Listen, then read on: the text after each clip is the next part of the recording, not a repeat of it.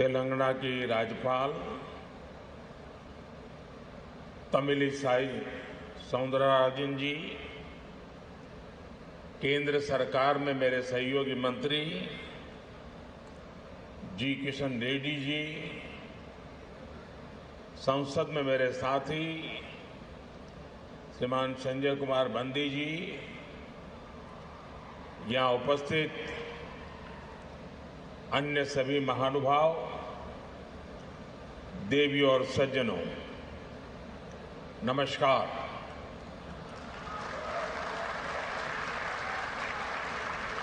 देश में त्योहारों का मौसम शुरू हो गया है। संसद में नारी शक्ति वंदन अधिनियम को पास कराकर हमने नवरात्र से पहले ही शक्ति पूजा के भाव को स्थापित कर दिया है।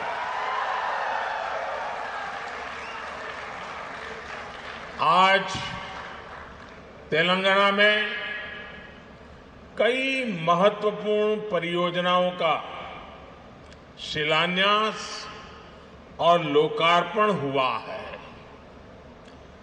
इससे यहां उत्सव का रंग और खिल उठा है।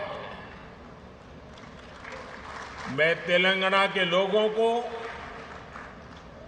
13,500 करोड़ रुपए की 13,500 करोड़ रुपए की योजनाएं, अलग अलग परियोजनाएं, इसके लिए मैं आप सबको बहुत बहुत बधाई देता हूं।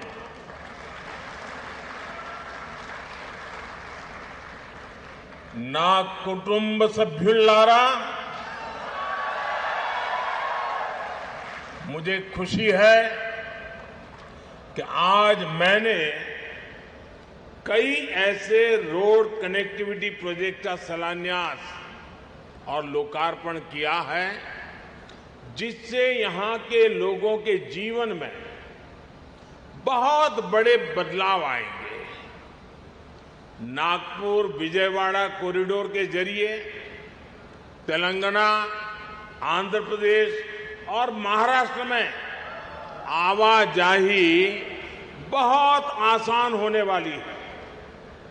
इसके कारण इन तीनों राज्यों में ट्रेड, टूरिज्म और इंडस्ट्री को भी काफी बढ़ावा मिलेगा। इस कॉरिडोर में कुछ महत्वपूर्ण इकोनॉमिक हब्स इसकी पहचान की गई है। इसमें एक special economic zone, 5 mega food park, 4 fishing sea food cluster, 3 pharma and medical clusters और 1 टेक्सटाइल क्लस्टर भी होगा। इसके कारण हनमकोंडा, वारंगल, महबूबाबाद और खम्मम जिलों के युवाओं के लिए रोजगार के अनेक अवसर खुलने वाले हैं। इन जिलों के किसानों की फसलों में भी फूड प्रोसेसिंग के कारण वैल्यू एडिशन हो पाएगा। ना कुटुंब सभ्युलारा, तेलंगाना जैसे लैंडलॉक्ड स्टेट के लिए ऐसी रोड और रेल कनेक्टिविटी की बहुत जरूरत है जो यहां बने सामानों को समुद्री तट तक पहुंचाएं और इनके एक्सपोर्ट को बढ़ावा दे। दुनिया का बाजार मेरे तेलंगाना के लोग कब्जा करें। इसी कारण देश के कई प्रमुख इकोनॉमिक कॉरिडोर तेलंगाना से होकर के गुजर रहे हैं। ये सभी राज्यों को ईस्ट और वेस्ट कोस्ट से जोड़ने का माध्यम बनेंगे। हैदराबाद विशाखापट्टनम कॉरिडोर का सूर्यापेट खम्मम ना कुटुंब सभ्युल्लारा भारत टर्मरिक का, हल्दी का प्रमुख उत्पादक, उपभोक्ता और निर्यातक देश है। तेलंगाना में यहां के किसान भी बड़ी मात्रा में हल्दी की पैदावार करते हैं। कोरोना के बाद हल्दी को लेकर जागरूकता भी बढ़ी है और उसकी दुनिया भर में डिमांड भी बढ़ी है।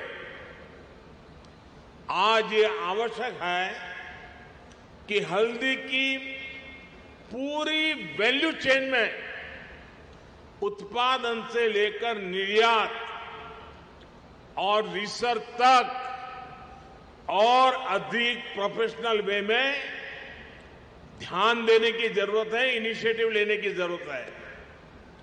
इससे जुड़े एक बड़े फैसले की आज मैं तेलंगाना की धरती से घोषणा कर रहा हूं। केंद्र सरकार ने हल्दी किसानों के लिए, हित के लिए और उनकी आवश्यकता को देखते हुए और उनके लिए भावी जो संभावनाएं हैं उसे देखते हुए नेशनल टर्मरिक बोर्ड के गठन का निर्णय किया है।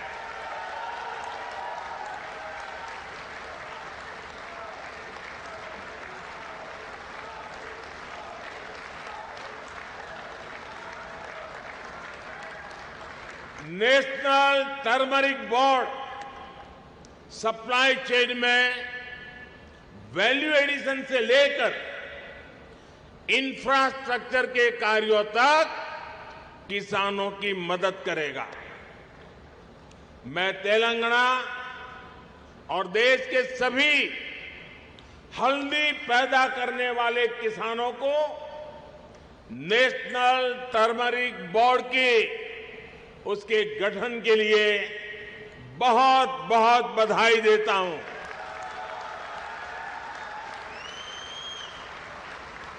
ना कुटुंब सभ्युल्लारा आज पूरी दुनिया में एनर्जी और एनर्जी सिक्योरिटी इस पर बहुत चर्चा हो रही है। भारत ने न सिर्फ अपने उद्योगों बल्कि घरेलू लोगों के लिए भी एनर्जी इंश्योर की है। देश में एलपीजी कनेक्शन की जो संख्या 2014 में 14 करोड़ के आसपास थी, वो 2023 में 32 करोड़ से ज्यादा हो गई है।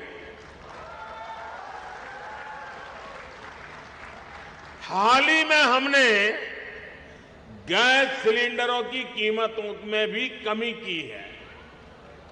भारत सरकार एलपीजी एक्सेस को बढ़ाने के साथ अब इसके डिस्ट्रीब्यूशन नेटवर्क का भी विस्तार करना जरूरी समझती है। हासम चेरलापल्ली एलपीजी पाइपलाइन अब इस क्षेत्र के लोगों को एनर्जी सिक्योरिटी देने में बहुत बड़ी सहायता करेगी। यहां पर कृष्णापट्टनम से हैदराबाद के बीच मल्टी प्रोडक्ट पाइपलाइन का भी शिलान्यास हुआ है। इसके कारण तेलंगाना के विभिन्न जिलों में हजारों डायरेक्ट और इनडायरेक्ट जॉब्स भी बनेंगे। ना कुटुंब सभ्युल्लारा मैंने आज हैदराबाद केंद्रीय विश्वविद्यालय में विभिन्न भवनों का उद्घाटन किया। हैदराबाद विश्वविद्यालय को भाजपा सरकार ने इंस्टीट्यूशन ऑफ एमिनेंस का दर्जा दिया है और विशेष फंड उपलब्ध कराया है। आज मैं आपके बीच एक और बड़ी घोषणा करने जा रहा हूं।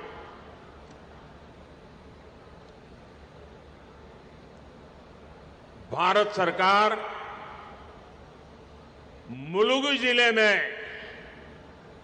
एक सेंट्रल ट्राइबल यूनिवर्सिटी की स्थापना करने जा रहा है।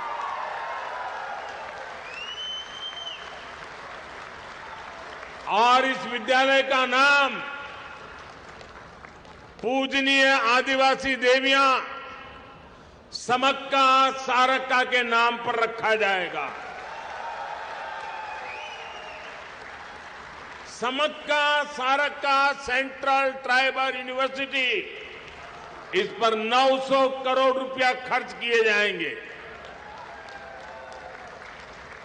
मैं तेलंगाना के लोगों को इस सेंट्रल ट्राइबल यूनिवर्सिटी के लिए बहुत बहुत बधाई देता हूं। एक बार फिर तेलंगाना के लोगों को उनके प्रेम और स्नेह के लिए मैं बहुत बहुत धन्यवाद देता हूं। अभी तो मैं सरकारी कार्यक्रम में हूं, तो मैंने अपने आप को वहीं पर सीमित रखा है। अब 10 मिनट के बाद मैं जरा खुले मैदान में जाऊंगा।